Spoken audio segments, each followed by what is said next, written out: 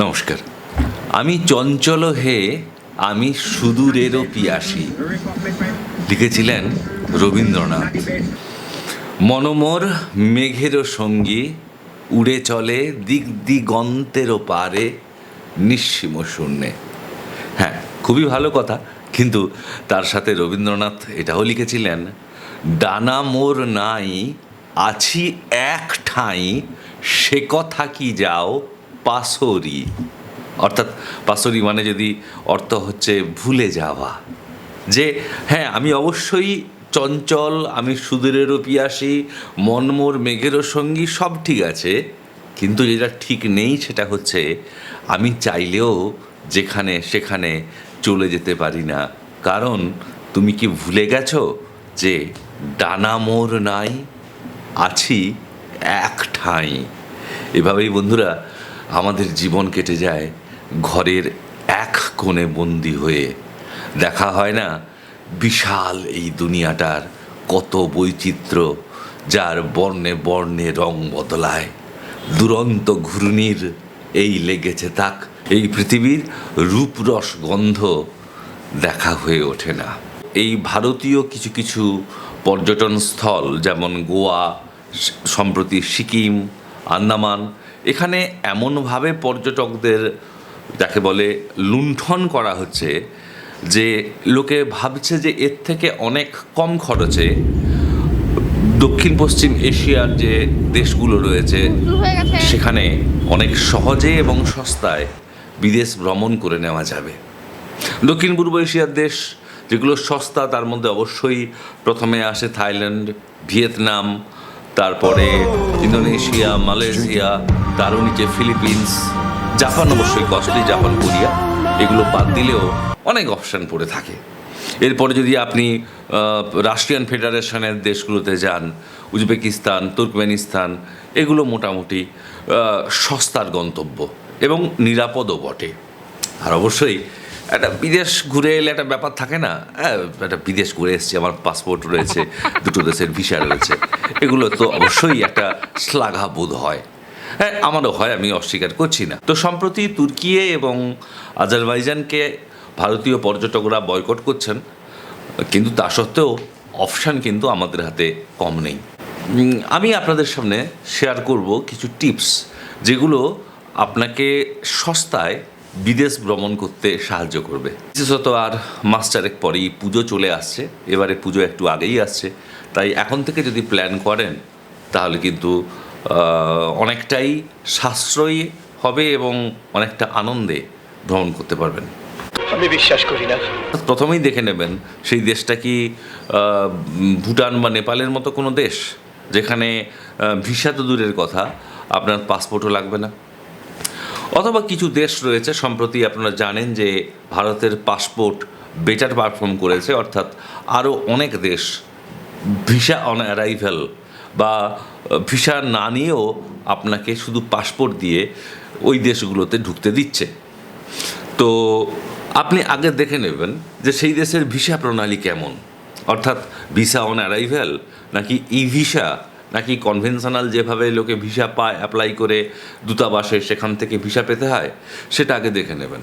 এখানে অনেক দুষ্টচক্র রয়েছে যারা আপনাকে বলবে যে ভিসা আমরা পাইয়ে দেব এবং তার জন্য তারা পয়সাও কিছু চাইবে।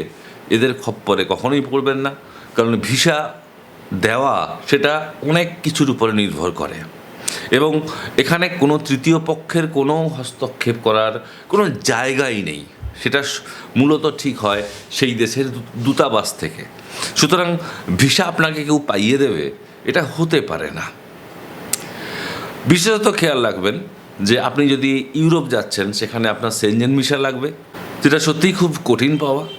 তারপরে ইউকেতে গেলে ইউকের আলাদা ভিসা লাগে, সেখানে সেনজেন ভিসাতে হয় না।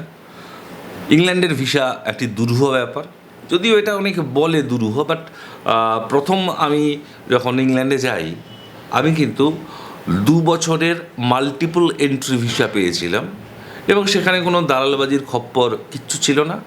আমার যা যা রয়েছে, সম্পত্তি বলুন, আমার পড়াশুনো বলুন, সব ব্যাপারে অনেস্টলি ওরা আমাকে কোয়েশ্চেন করেছিল এবং একটা ইন্টারভিউ মতো হয় 8 ঘন্টার, এবং আপনাকে খুব অনেস্টলি প্রত্যেকটা কথার উত্তর দিতে হবে।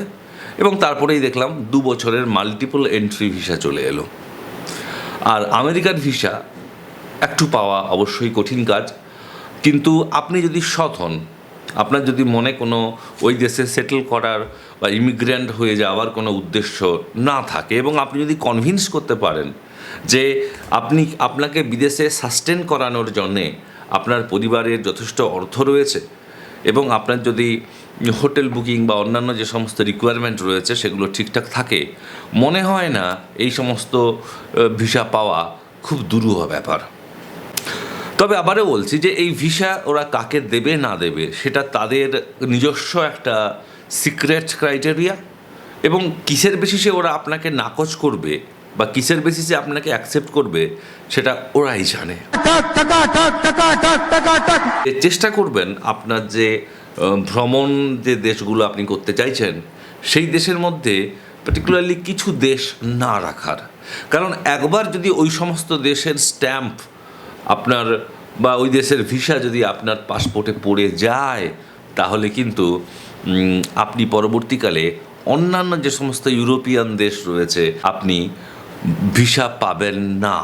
যেমন ধরুন, আমি উদাহরণ দিচ্ছি, মধ্যপ্রাচ্যের কিছু দেশ, ইরান, আফগানিস্তান, এই সমস্ত দেশের যদি কোনো স্ট্যাম্প আপনার পাসপোর্টে লেগে যায়, সেক্ষেত্রে আপনাকে কিন্তু বহু প্রশ্নের সম্মুখীন হতে হবে যে আপনি কেন গিয়েছিলেন ওই দেশে, আমি যে দেশে যাচ্ছি সেই দেশটা আমার পক্ষে কতটা নিরাপদ, এবং সেই দেশের গ্রহণযোগ্যতা অন্যান্য দেশে কতটা রয়েছে। যেমন ধরুন, আপনি আমেরিকার ভিসা পেয়ে গেছেন, পৃথিবীর বহু দেশ রয়েছে, ল্যাটিন আমেরিকার বহু দেশ রয়েছে যেখানে আমেরিকান ভিসা পেলে ওই আমেরিকান ভিসা দেখিয়ে আপনি ফ্রিলি এন্টার করতে পারবেন। সুতরাং দেশ নির্বাচন এবং কোন দেশের ভিসা আপনি নিচ্ছেন, that is quite important.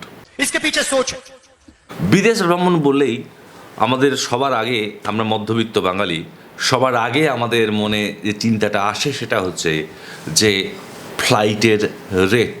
Pick সিজনে আন্দামানে বা গোয়াতে বা কেরালে কলকাতা থেকে যে ফ্লাইট ভাড়া হয়, সেই ফ্লাইট ভাড়াতে আপনি কিন্তু বিদেশে অনায়াসে ঘুরে আসতে পারবেন। আরও খেয়াল রাখবেন যে ছোট ছোট এয়ারপোর্ট, সেখান থেকে কিন্তু যদি আপনি ফ্লাইট নেন আপনার খরচ কিন্তু কম পড়বে, তুলনায় যদি আপনি বড় এয়ারপোর্ট যেমন কলকাতা এয়ারপোর্ট থেকে আপনি ধরুন থাইল্যান্ডের সুবর্ণভূমি এয়ারপোর্টের ফ্লাইট নিচ্ছেন, তার ভাড়া কিন্তু অনেক বেশি। বা ফর এক্সাম্পল বিশাখাপত্তনম থেকে আপনি ফ্লাইট নিচ্ছেন, বিদেশের ফ্লাইট, বা ভুবনেশ্বর এয়ারপোর্ট থেকে আপনি বিদেশের ফ্লাইট নিচ্ছেন, হতে পারে সেখানে লে ওভার একটু বেশি হয়, কোনো একটা বড় এয়ারপোর্টে আপনাকে কিছুক্ষণ ওয়েট করতে হবে, কিন্তু ফ্লাইটের খরচ তাতে কম হয়। আপনি যদি সুবর্ণভূমি এয়ারপোর্টের বদলে ব্যাংককের ডনমুয়াং এয়ারপোর্টকে চুজ করে নেন, তাহলে অবশ্যই ফ্লাইটের রেট সস্তা হবে। আপনি যদি মধ্যরাত্রের ফ্লাইটগুলো নির্বাচন করেন, তখন কিন্তু ফ্লাইটের দাম সস্তা হবে। এখন খেয়াল রাখবেন যে ফ্লাইট তার ফেয়ার সার্চ করার জন্যে আমরা কি করি, হঠাৎ করে কোনো থার্ড পার্টি অ্যাপসে চলে যাই। এখন থার্ড পার্টি অ্যাপস তারা কনভেনিয়েন্স ফি কাটে, যেটা মূল ভাড়ার সাথে যোগ হয়ে যায়। আপনি চেষ্টা করবেন প্রথমে যে ফ্লাইট সার্চ ইঞ্জিন ব্যবহার করতে, অর্থাৎ স্কাই স্ক্যানার। এক্ষেত্রে স্কাই স্ক্যানারে কী করে, skyscanner.com-এ যখন আপনি আপনার গন্তব্য দেবেন, কোথা থেকে কোথায় যাচ্ছেন, ওরা কি করবে, যত সাইট আছে সেখান থেকে ওরা একটা লিস্ট সঙ্গে সঙ্গে জেনারেট করবে, এবং সব থেকে কম ভাড়া রয়েছে যে অ্যাপসগুলোতে, সেই অ্যাপসগুলোকে নিয়ে চলে আসবে আগে। এবং খেয়াল রাখবেন যে যখনই আপনারা বুকিং সার্চ করবেন, দেখবেন একটা অপশান থাকে ফ্লেক্সিবল, অর্থাৎ আপনি নির্দিষ্ট করে কোনো দিন বলে দিচ্ছেন না যে হ্যাঁ আমি সোমবার থেকে শুক্রবার এই সপ্তাহটা ফ্রি আছি, আমি যে কোনো দিনই আমি যেতে পারি, যেদিন ফ্লাইটের রেট কম থাকবে। তাতে কি হয়, সস্তায় ফ্লাইট পাওয়ার সম্ভাবনা অনেক বেড়ে যায়। নির্দিষ্ট একটা ডেট যখন আপনি দিয়ে দেবেন, হতে পারে সেই দিনে কিন্তু ফ্লাইটের রেট বেশ চড়া, এ প্রসঙ্গে একটা বলি যে সপ্তাহের মাঝামাঝি সময়ে, অর্থাৎ আমি আমার নিজের অভিজ্ঞতায় দেখেছি, মঙ্গলবার বা বুধবার ফ্লাইটের দাম সাধারণত কম হয়, কারণ সোমবার মধ্যরাত্রের পর থেকে যে কোনো ফ্লাইট কোম্পানি তারা বেস্ট ফেয়ারে, অর্থাৎ সব থেকে কম ভাড়ার টিকিটগুলো ছাড়ে। এরপরে যেমন ডিম্যান্ড হয় সেই অনুযায়ী ফ্লাইটের দাম বাড়তে থাকে। সুতরাং মঙ্গল বা বুধবার আপনি দেখতে পারেন যে ফ্লাইট কাটলে বোধ হয় সস্তা হবে। এবং খেয়াল রাখবেন যে যত ফ্লাইট তাদের ওয়েবসাইট রয়েছে সেগুলো যদি আপনি সার্চ করেন, দেখবেন মাঝে মধ্যেই তারা বিশেষত অফ সিজনে তারা অফার দেয়, বিভিন্ন ধরনের অফার দেয়। এবং যদি আপনারা সেই অফারগুলো অ্যাভেল করতে পারেন তাহলে কিন্তু ভাড়া অনেকটাই বাঁচবে। মেবি ওটা হয়তো 2AC, আমাদের এখানে 2AC ট্রেনের ভাড়ার কাছাকাছি, হাওড়া থেকে দিল্লি, তার কাছাকাছিও হয়ে যেতে পারে এক পিঠ। मजा आया और मैं ये जो मजा है हिंदुस्तान के हर व्यक्ति को देना चाहता हूँ। যে কোনো বিদেশে গেলে হোটেল কিন্তু খুব কস্টলি। সেক্ষেত্রে যদি আপনারা একটু অ্যাডজাস্ট করতে পারেন, হোটেলের বদলে হোস্টেল নিতে পারেন, বা ধরুন Airbnb আপনি নিচ্ছেন, এগুলো কিন্তু অনেক সস্তা এবং সাশ্রয়ী অপশান। আপনি যদি ডরমিটরি ব্যবহার করতে পারেন, আমি ব্যক্তিগতভাবে ডরমিটরি ব্যবহার করতে পারি না, because I need some privacy. যদি কেউ ইউজ করতে পারেন তাহলে বিদেশ যাচ্ছেন তার ঝাঁকা একদমই কিন্তু লাগবে না, মনে হবে আপনি দার্জিলিং বেড়াতে এসেছেন, এতটাই খরচ কমে যাবে। অনেক জায়গাতে এখন হোমস্টে, আমি ভিয়েতনামের হোমস্টেতে আমি ছিলাম, ভিয়েতনামের একদম ইন্টেরিয়ারে গ্রামের দিকে, সাপা শহরের দিকে, যথেষ্ট ভালো হোমস্টে এবং ওয়েবসাইট আছে দেখবেন সেখানে কাউচ সার্ফিংয়ের ব্যবস্থা রয়েছে।